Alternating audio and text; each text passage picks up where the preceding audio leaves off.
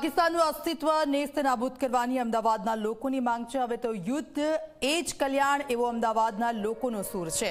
પાકિસ્તાનને કંગાળ કરી દેવાની માંગ પણ કરવામાં આવી રહી છે। ભારત એવો દેશ છે જે ક્યારેય પહેલાથી આગળ થઈને ક્યારેય પડોશી દેશો ઉપર હુમલા નથી કરતો, પરંતુ પાકિસ્તાન હર હંમેશની ટેવની જેમ અને હવે તેને ભોગવવાનો વારો આવ્યો છે। ભારતીય સેના અને ભારત સરકાર ખૂબ સરસ રીતે પલટવાર કરી રહી છે, પરંતુ એની સામે દેશના નાગરિકો શું વિચારી રહ્યા છે, પાકિસ્તાન સામે કેવા પગલાં લેવા જોઈએ એ વાતચીત કરીશું લોકો સાથે। લોકોની અપેક્ષા શું છે એ જાણીશું। અચ્છા, આપ જણાવો કેવા પગલાં લેવા જોઈએ પાકિસ્તાન સામે?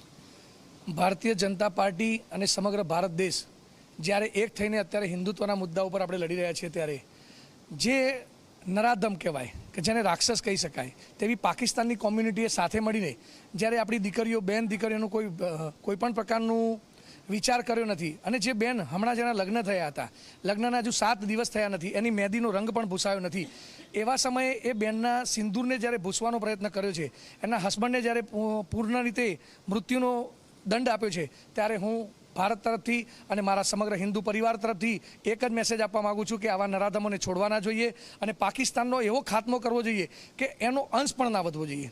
બેન, મારું તો જી ન્યૂઝ નહીં, પરંતુ દરેક ચેનલ માટે એક જ જવાબ છે કે તમે બધા સાથે મળીને આવા પાકિસ્તાનને પૂરું કરો, મેદાન બનાવી દો, અને નરેન્દ્ર મોદી સાહેબના હાથ મજબૂત કરવાનો એક આ સમય આવી ગયો છે। ત્યારે ભારતીય જનતા પાર્ટી માટે અને હિન્દુત્વ માટે મારી એક જ લડત છે કે ભાઈ આપણે બધા સાથે મળીને હવે પાકિસ્તાન અને આ કોમ્યુનિટીને નાશ કરવી જોઈએ। આમનો કોઈ જગ્યાએ અંશ પણ ના વધવો જોઈએ। જો આનો એક પણ ઇંચ આપણે છોડીશું તો કદાચ આવતીકાલે 2 થશે, 2માંથી 200 થશે, 200માંથી 2 લાખ થશે, પરંતુ હવે બધાએ સાથે મળીને એક જ જયકાર કરવાનો છે કે જ્યાં પણ જશું ત્યાં હિન્દુ હશે, હિન્દુ સિવાય કોઈ નહીં હોય। ભારત માતા કી જય। બિલકુલ, જે રીતે ડામ આપણે કાશ્મીરમાં ઝેલ્યો, હવે જે રીતે ભારત પલટવાર કરી રહ્યું છે, તમારા અંદરથી શું થાય છે? પાકિસ્તાનને કેવો જવાબ આપવો જોઈએ? પાકિસ્તાનને એ રીતનો જવાબ આપવો જોઈએ। માનનીય મોદી સાહેબ અને આપણા શાહ સાહેબને એક જ મારી નમ્ર વિનંતી છે કે આખો દેશ તમારી સાથે છે, અને પીઓકે જે આપણું છે અને આપણે લેવાનું છે, તો અત્યારે આપણી પાસે સમય છે। સૌથી પહેલાં પીઓકે લઈ અને ત્યાં આગળ આપણે એક્ટિવા ઉપર દરેક વ્યક્તિ ફરી શકે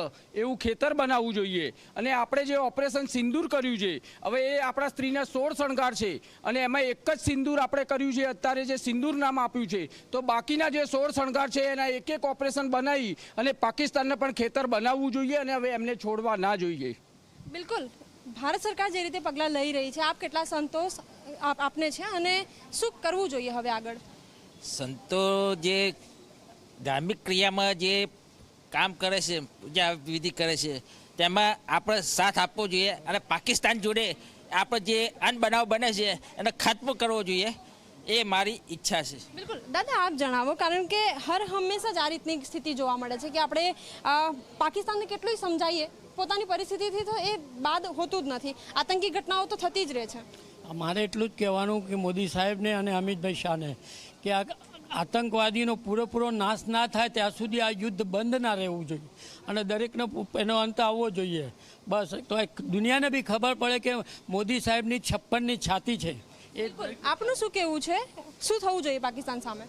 પાકિસ્તાનને નેસ્તનાબૂદ કરવું જોઈએ। સૌથી પહેલાં તો જે આપણા આર્મી અત્યારે વોર કરી રહ્યું છે એ ચલાવવું જોઈએ, સાથે એને આર્થિક રીતે પણ પાયમાલ કરી દેવું જોઈએ કે એને માનો કે એક ટાંકણી ખરીદવાના પણ એની પાસે પૈસા ના હોય, શસ્ત્ર લેવાની વાત તો બહુ દૂરની થઈ જાય। અત્યારે એના શસ્ત્રો જેવા બધા ચાઇનાના રમકડા જેવા છે, એની સામે આપણા જે મિસાઇલ્સ છે 2 દિવસમાં આપણે જોઈએ છીએ કે એને જેટલા રોકેટ્સ કે જે બધું છોડ્યું છે, આપણે બધું એને નીચે જમીન પર પડે એના પહેલાં હવામાં ઉડાડી દીધું છે।